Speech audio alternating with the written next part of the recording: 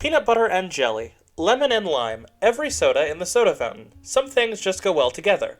And what's better than combining tabletop RPGs with some of your favorite media? What was once a niche novelty, within the last decade, a ton of tabletop games, both amateur and professional, have been released with the goal of helping gamers play in the worlds they see in comics, TV, and video games. I'm serious about how many there are, by the way. Google almost any source and add the role-playing game at the end of it and see what comes up. We'll pin the weirdest one in the comments. Now, you could theoretically make any source you wanted by using a generic system like Powered by the Apocalypse, GURPS, or Fate, but that involves significantly more legwork on the part of the GM. Of course, you could always modify 5e, which is fine. Absolutely fine. I 100% understand not wanting to learn an entirely new system, and I'm not here to be elitist about how many RPGs I know how to play. I come here to do that on Thursdays. Today we're looking at some of our favorites, based on both a metric of respect within the industry and our own personal preference towards the media in question. We haven't seen every show, read every book, or played every game in existence, so if your favorite isn't on here, that might be why. And if you want to see a College of Lore tabletop game in the future, subscribe and ring the bell. I'm sure Wizards lawyers would have no problems with that whatsoever. Do hit the like button for our legal fund. I am the Penitent with College of Lore, and these are 10 RPGs based on existing IPs. Honorable mention, Worldwide Wrestling. Don't mention wrestling in a list video or draw 25, my editor tells me, my hand already filled with cards. This game is relegated to an honorable mention simply because it's more of an activity than a fandom.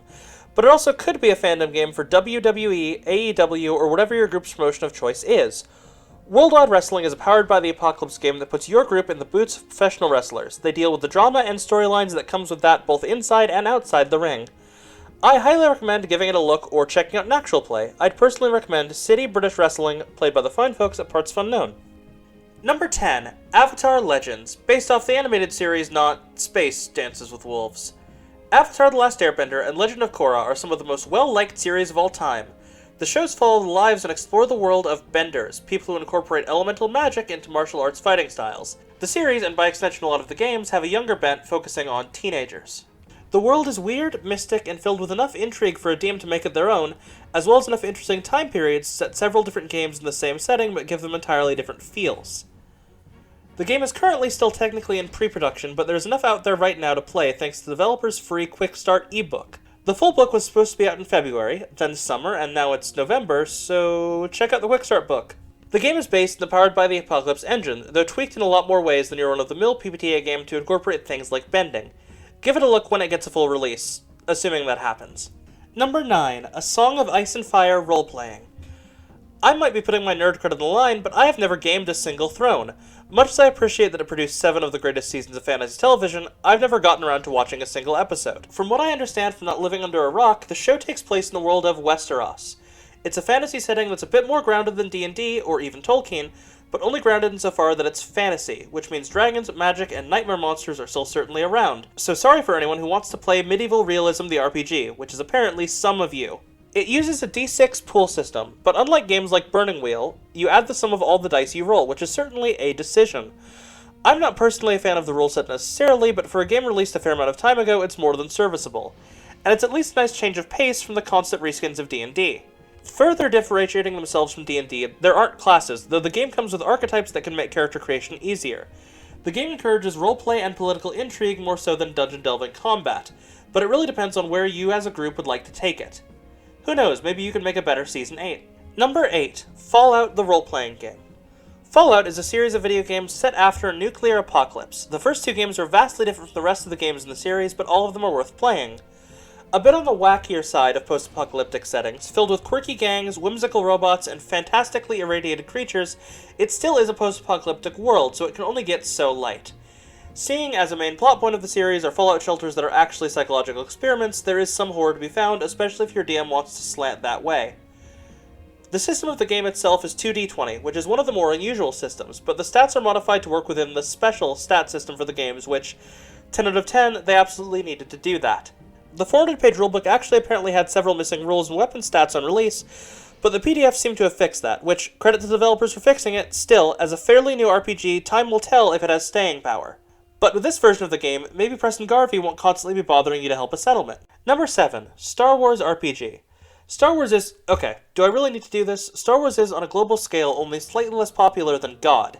If you're watching this video and don't know what Star Wars is, I'm extremely curious how you're watching us from your Amish community. The book heavily supports games set in the Clone Wars and original trilogy eras, as well as limited support for the sequel era.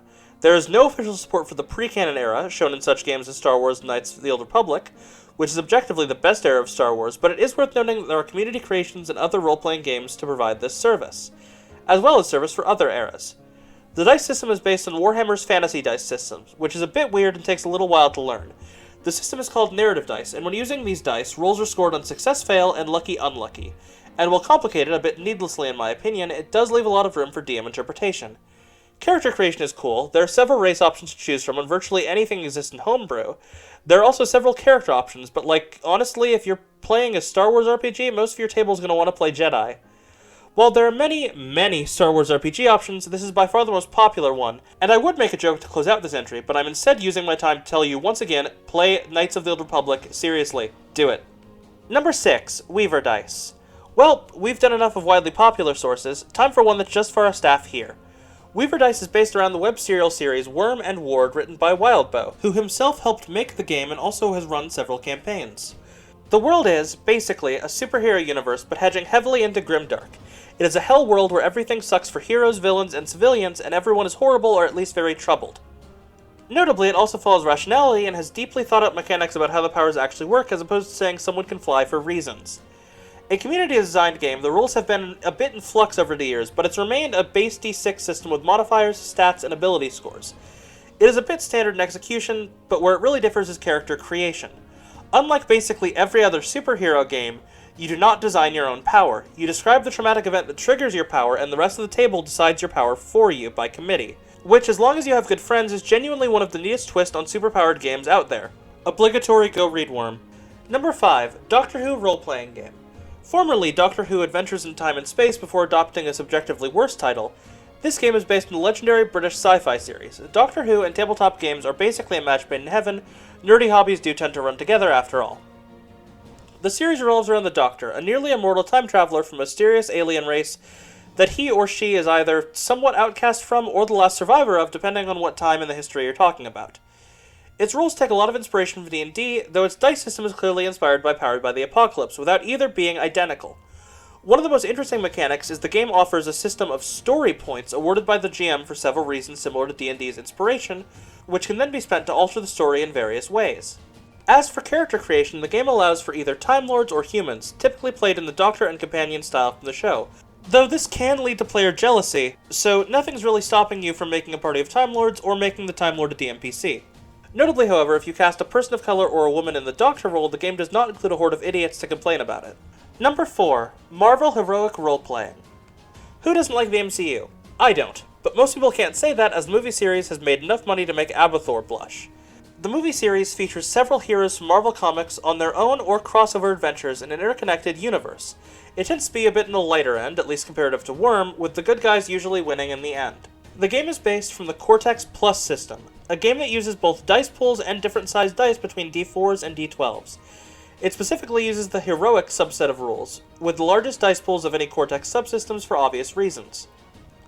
The players, for their part, will likely end up making superheroes or potentially villains, with powers from either science experiments, tech, mutant abilities, or really whatever your party wants.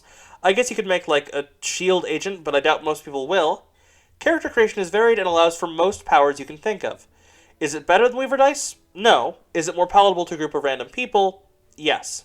Number 3, RWBY Unofficial Tabletop RPG. No big surprise we're talking about this. Anyone who has briefly looked at our channel knows our deep-running love of RWBY. It is, as a collective staff, our favorite series. Shame about the company that makes it. RWBY is set in the fantasy sci-fi world of Remnant, a world where teenagers are trained at academies to kill monsters called Grimm. There is definitely more going on there, and the fight is a lot less winnable than it first seems. You can either use the canonical Big Bad, or make your own in a past or future world. The game system is actually an originally designed 2D10 system called Rule of Cool.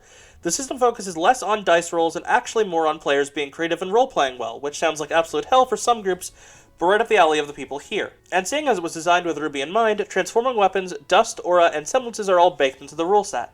Players can make humans or faunus, and there may be a bit of a silver twist to some of those characters if players and GMs so desire. The creation and system as a whole are actually really simple, and that's by design, as it should be simple and easy to pick up and play. And it's unofficial, so your money isn't going to Rooster Teeth. Win-win. Number 2, Pokemon Tabletop United. Pokemon is one of the few settings where it's hard to even modify D&D to get close to it. You sort of need a specifically designed system, and while several have tried, there is a consensus that Tabletop United is the best of the bunch. And far be it from us to rock the boat and cause discourse in the Pokemon role-playing community. Pokemon, for those of you who have managed to somehow avoid giving Nintendo your money over the last 2.5 decades, is a game where you capture and evolve creatures known as Pokemon, both bonding with them and using them to help you challenge gyms to get to the Pokemon League, stop evil gangs, and even prevent the apocalypse.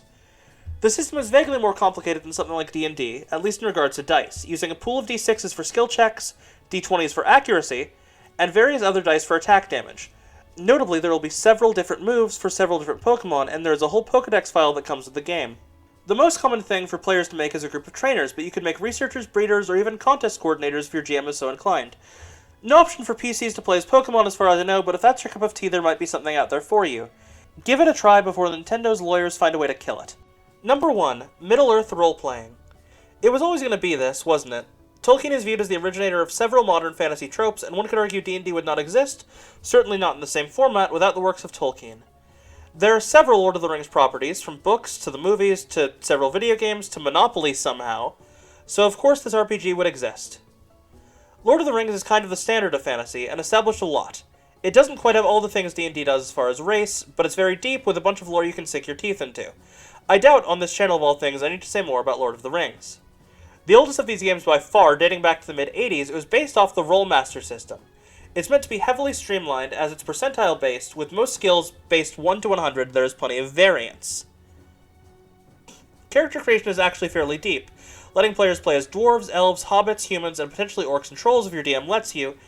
Each race has various sub-race options as well. Additionally, there are 17 classes, some of which D&D has never even had. If your group likes Lord of the Rings, and let's be honest, you're on this channel, they probably do, you owe it to yourself to at least give this one a shot. And that's our list. What did we miss? Let us know your favorite RPGs based on existing IPs in the comments below. Thank you for watching this video from College of Lore. Remember to like this video, subscribe to join the party, and have a fantastic adventure.